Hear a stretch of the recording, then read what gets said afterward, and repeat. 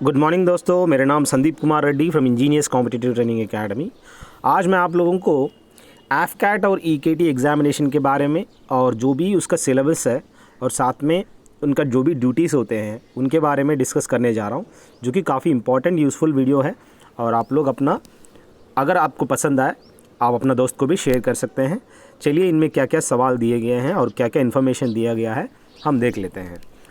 Normally जो भी AFCAT exam होता है, जैसे कि जिसको अगर इंजीनियरिंग की तरफ, अगर उन्होंने इंजीनियरिंग मैकेनिकल या इलेक्ट्रिकल वगैरह में किया है, अगर उनको लगता है कि they want to be in that field only, तो उन लोगों को ईकेटी एग्ज़ाम देना पड़ेगा।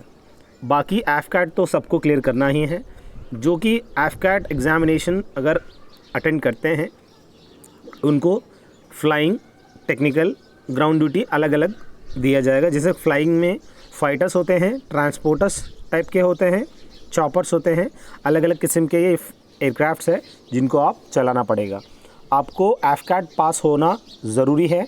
अगर आप ईकेटी यानी इंजीनियरिंग नॉलेज टेस्ट जो भी होता है टेक्निकल वालों के लिए, ये आपको एडिशनल पेपर देना ही है। अगर आप एफकैट पास हो जाते हो पर ईकेटी फेल हो जाते हो तो आपके पास एक ऑप्शन ऑलरेडी एफकैट का हाई, आप लोग टेंशन मत लो। सो ये जो भी टेक्निकल में जाना चाहते हैं ये उनके लिए एक बोनस पॉइंट है जो कि आपको पता होनी चाहिए। अब बाकी टेक्निकल वाले दोनों एग्ज़ाम देना पड़ेगा। ग्राउंड ड्यूटी में आप जानते हैं सिर्फ एफकैट देना पड़ेगा। क्या क्या ड्यूटीज़ होते हैं इस ग्राउंड ड्यूटी में भी, टेक्निकल और नॉन टेक्निकल अलग होते हैं। उसके अंदर आप एरोनॉटिकल, इलेक्ट्रॉनिक्स, मैकेनिकल कह सकते हैं। अब नॉन टेक के अंदर एडमिन वर्क्स होता है और अकाउंट्स कंसर्निंग जो भी होता है, अलग अलग ड्यूटीज़ होते हैं। और लॉजिस्टिक्स डिपार्टमेंट होता है जिसको आपको पूरा अकाउंटेबिलिटी रखना पड़ेगा। अब अगर आप एफकैट पास हो जाते हो तो भी आपको एसएसबी कॉल आया जाए, मतलब बुलाया जाएगा। आप लोग एडमिशन से जो भी एप्लीकेशन फॉर्म फिलअप करते हैं उस पर आप गौर करिएगा।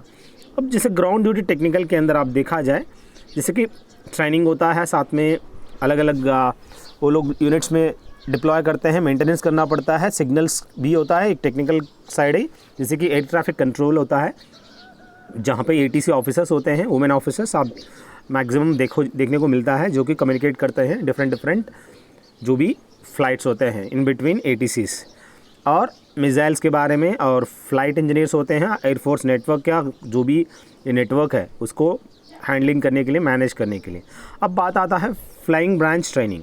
जैसे कि फ्लाइंग ब्रांच ट्रेनिंग आप जानते हैं एयरफोर्स एकेडमी है जो कि दुंडिगल, जो कि तेलंगाना में ट्रेनिंग दिया जाएगा। और परमानेंट कमीशन लड़कों के लिए आप देख सकते हैं, परमानेंट कमीशन। अब बात आता है लड़कियों के लिए या लड़कों के लिए, दोनों के लिए शॉर्ट सर्विस कमीशन भी आपको इसके अंदर अलग अलग सर्विस टाइप ऑफ कमीशन आपको देखने को मिलेगा, जिनके अंदर आपको सबसे पहले 10 साल के लिए करना पड़ेगा। अगर आपका परफॉर्मेंस अगर अच्छी है, आप फिट एंड फिडल हो तो कोई प्रॉब्लम नहीं, आपको फर्दर आपको 4 साल दिया जाएगा। पर 4 साल के बाद आपको परमानेंट सर्विस नहीं दिया जाएगा। आप शॉर्ट सर्विस के लिए गए हैं तो आपको वापस बाहर आना पड़ेगा, कहीं भी रिजर्व बैंक ऑफ इंडिया, कहीं भी एरोनॉटिकल कंसर्निंग एविएशन सेक्टर में आपको जॉब ढूंढनी पड़ेगी। तो आपको ये सब चीज़ें आपको याद रखिएगा। अब बात आता है आपको पेंशन नहीं मिलेगा।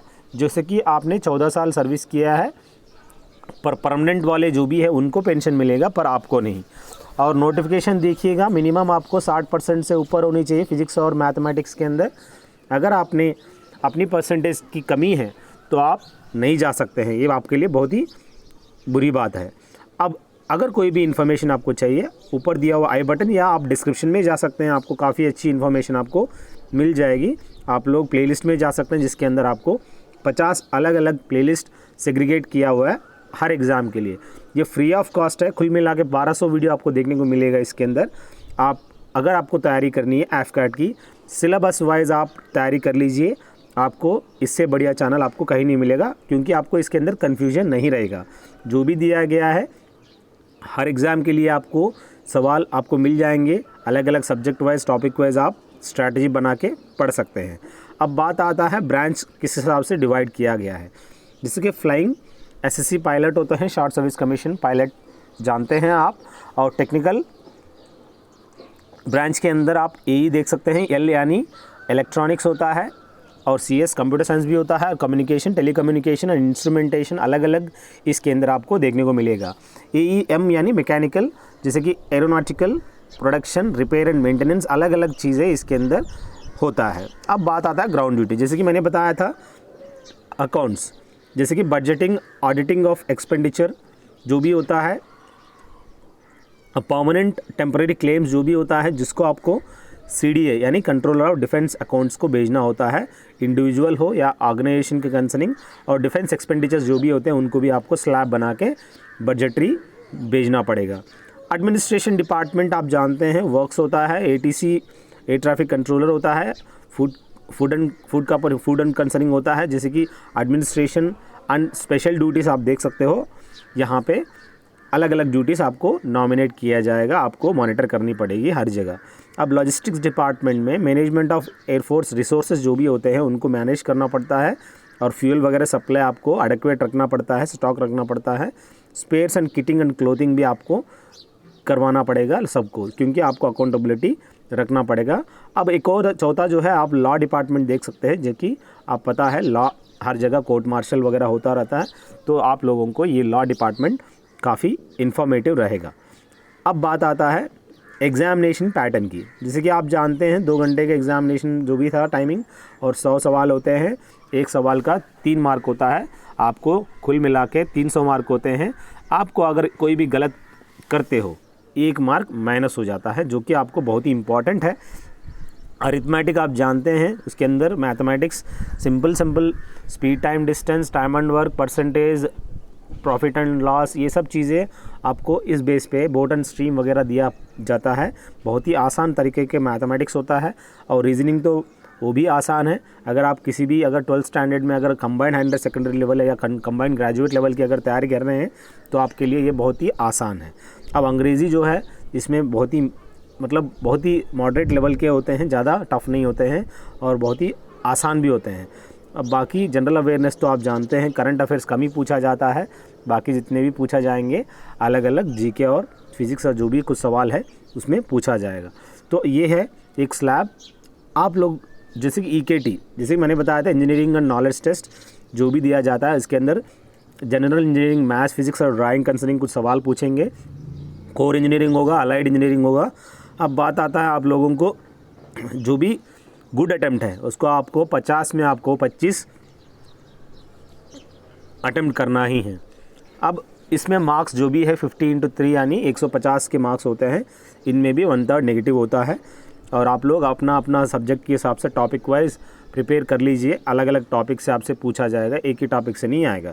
तो प्रीवियस ईयर पेपर्स आप देख लीजिए, उसमें से भी मैक्सिमम आपको आ जाएगा। ऑनलाइन में आप एक all in one EKT SSB crack करके आप एक किताब सर्च करेंगे, आपको मिल जाएगा, वहाँ से भी आपको काफ़ी फ़ायदा होगा, आपको आइडिया आ जाएगा। सो उसको आप कर लीजिए। अब बात आता है इंटरव्यू की, जैसे कि आप जानते हैं इंटरव्यू अलग अलग जगह में होता है। ये इंटरव्यू सेंटेंस आपको पता होनी चाहिए। देहरादून, मैसूर, गांधीनगर, वाराणसी, अलग अलग इंटरव्यू इसका जो भी नंबर है 1 2 3 4 आप लोग याद रख लीजिएगा। जहाँ भी AFSB का एयरफोर्स सर्विस सिलेक्शन बोर्ड जो भी होता है, आप लोग वहाँ पे जाना पड़ेगा रेस्पेक्टिव आपका मेरिट लिस्ट के बाद। इस प्लेलिस्ट में जाइए, अपना दोस्तों को भी शेयर करिए। 2000 से ज़्यादा क्वेश्चन पेपर आपको देखने को मिलेगा। अलग अलग सब्जेक्ट मैंने बनाया गया है, सेग्रीगेट किया हुआ है, आप लोगों को काफ़ी फ़ायदा होगा। अब बात आता है इंटरव्यूइंग प्रोसीजर। जैसे कि आप जानते हैं जब सबसे पहला आप वहाँ जाने के बाद आपको picture perception and description test होगी, और साथ में एक छोटी सी verbal and non verbal type के आप जानते हैं जो भी रीजनिंग वगैरह टाइप के टेस्ट होता है। और आपको इसके बाद जैसे कि जो भी टेस्ट वहाँ पे कंडक्ट किया जाएगा उसको अगर क्वालिफाई करते हैं, फर्दर आपको सेकंड स्टेज यानी अगर आप डिस्क्वालीफाई हो जाते हो उनमें से अगर आपको बाहर किया जाएगा। अगर आप क्वालिफाई हो जाते हो, साइकोलॉजिस्ट टेस्ट होता है, ग्रुप टेस्टिंग ऑफिसर टास्क होता है, लेक्चरेट होता है, ग्रुप प्लानिंग एक्सरसाइज होता है, इंटरव्यू और लेक्चरेट वगैरह में बहुत आपको इंटरव्यू वगैरह भी आपको देना पड़ेगा। कुल मिला के 4 दिन तक चलेगा। आपको फाइनल डे के दिन आपको बताया जाएगा आप कॉन्फ्रेंस इन हुआ या आउट हुआ है। उसके बाद आपको जो भी आपको काम कार्रवाई फिज़िकल जो भी मेडिकल कंसर्निंग आपको प्रिपेयर करना पड़ेगा। अब फ्लाइंग ब्रांच की बारी आता है। पहले क्या होता था, पीएबीटी होता था, अब पीएबीटी नहीं रहा, सीपीएसएस कर दिया गया है, यानी कंप्यूटराइज्ड पायलट सिलेक्शन सिस्टम। इसके थ्रू आप लोगों को एक बार में आपको इसके बारे में आपको नेट पे सर्च करिए, आपको पता चल जाएगा एग्जैक्टली क्या है। वहाँ पे आपको सीपीएसएस एग्ज़ाम देना पड़ेगा। Once you qualify in that, आपको कोई भी प्रॉब्लम नहीं होगी। अब बात आता है एलिजिबिलिटी की। अब आप लोग हाइट चेक कर लीजिए कितना होना चाहिए, आपका आई साइट चेक कर लीजिए। अब कलर ब्लाइंड है कि नहीं आप लोग देख लीजिए, अगर है तो इसमें भी कुछ क्राइटेरिया है, एज़ पर नोटिफिकेशन चेक कर लीजिए। अगर आपको कलर ब्लाइंडनेस है, एक हद तक आपको अलाउड है, वो क्या है आप लोग इसका नोटिफिकेशन जो भी है उसके अंदर आप लोग गौर करिएगा। आप लोग उस जॉब को अप्लाई करिए जो आप अपनी बस की है। जैसे कि आपको कहीं कलर ब्लाइंडनेस है, साइट है, मैं इतना अननेसेसरी उन चीज़ों को अप्लाई करके आप टाइम वेस्ट ना करिए। और बस ये कुछ इन्फॉर्मेशन आप लोगों को मैं शेयर करना चाह रहा था। अगर आपको अच्छा लगे आप मुझे कॉल कर सकते हैं या मैसेज कर सकते हैं। मैं चाहता हूँ कि अपने दोस्तों के साथ भी शेयर करिए। अगर आपको 20,000 PDF ऑफ जीके और जीएस चाहिए, आप प्लीज़ 12 पेज का है वो, you have to take print out और उसको प्रिपेयर करना होगा। काफ़ी इंपॉर्टेंट क्वेश्चंस इसके अंदर दिया गया है।